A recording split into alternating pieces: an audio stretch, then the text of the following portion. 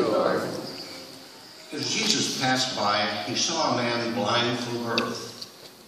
And his disciples asked him, Rabbi, who sinned, this man or his parents, that he was born blind? Jesus answered, neither he nor his parents sinned. It is so that the works of God might be made visible through him. We have to do the works of the one who sent me while it is day. Night is coming when no man can work. While I am in the world, I am the light of the world. And when he had said this, he spat on the ground and made clay with the saliva, and smeared the clay on his eyes, and said to him, go wash in the pool of Siloam, which means sent. So he went and washed and came back and was able to see. His neighbors and those who had seen him earlier as a beggar said, isn't this the one who used to sit and beg? And some said, it is he. But others said, no, he just looks like him. He said, I am that man. So they said to him, how were your eyes open? And he replied, the man called Jesus made clay and anointed my eyes and told me, go to Siloam and wash. So I went there and washed, and I was able to see. And they said to him, where is he? He said, I don't know. They brought the one who was once blind to the Pharisees. Now Jesus had made clay and opened his eyes on a Sabbath. So then the Pharisees also asked him how he was able to see.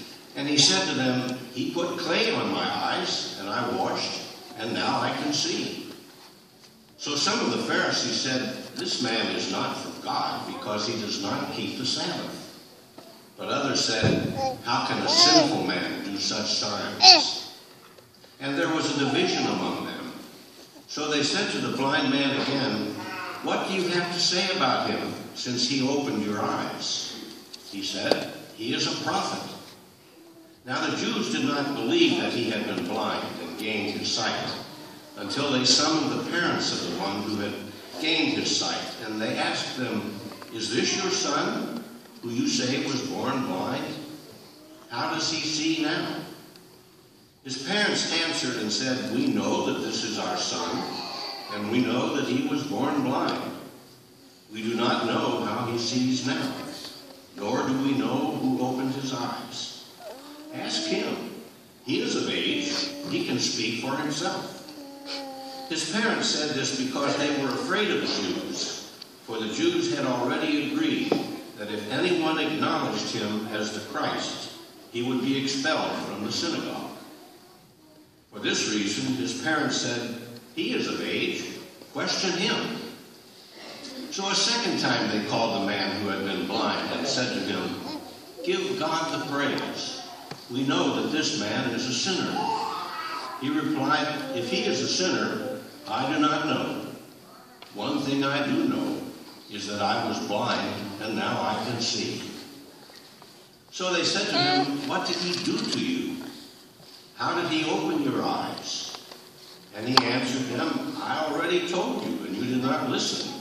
Why do you want to hear me say it again? Do you want to become his disciples too? They ridiculed him and said, you are that man's disciple. We are disciples of Moses. We know that God spoke to Moses, but we do not know where this one is from. The man answered and said to them, this is what is so amazing, that you do not know where he is from, and yet he opened my eyes. We know that God does not listen to sinners, but if one is devout and does his will, he listens to him. It is unheard that anyone ever opened the eyes of a person born blind. If this man were not from God, he would not be able to do anything. They answered then and said to him, you were born totally in sin, and are you trying to teach us? Then they threw him out. When Jesus heard that they had thrown him out, he found him and said, do you believe in the Son of Man? He answered and said, who is he, sir, that I may believe in him? And Jesus said to him, "You have seen him, and the one speaking is the one whom you see." He said, "I do believe, Lord," and he worshipped him. Then Jesus said, "I came into this world for judgment, so that those who do not see might see, and those who do see might become blind." Some of the Pharisees who were with him heard this and said to him, "Surely we are not also blind, are we?" And Jesus said to them, "If you were blind, you would have no sin. But now you are saying, 'We see,' so your sin remains." The Gospel of the Lord. Praise to you, Lord Jesus Christ.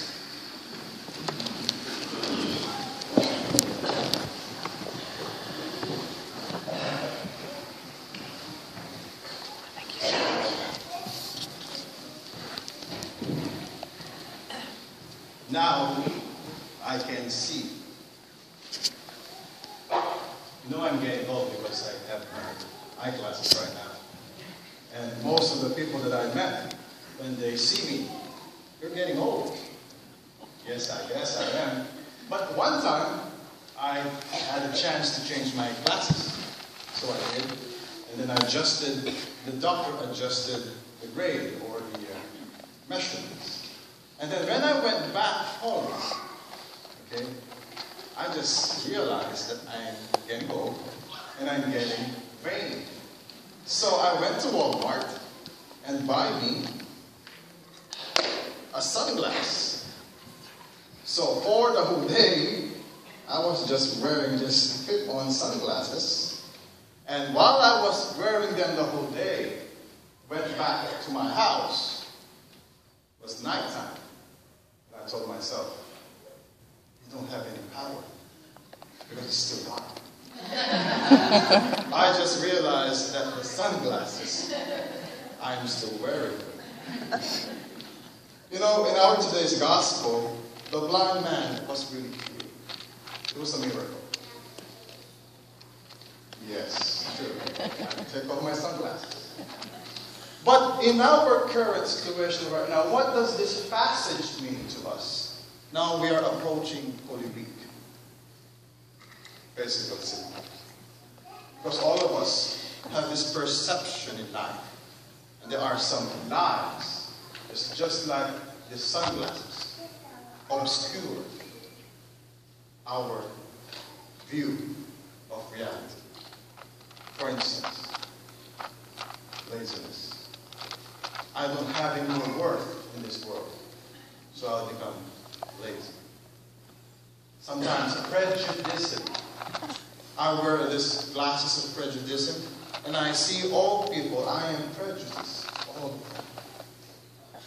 How about last week we heard this Samaritan woman who was married for 5 times. I bet, psychologically speaking, this woman has some father issues, that she is seeking that father love with all of the men that she is relating with. Or probably, if you are a male, you have some mother issues.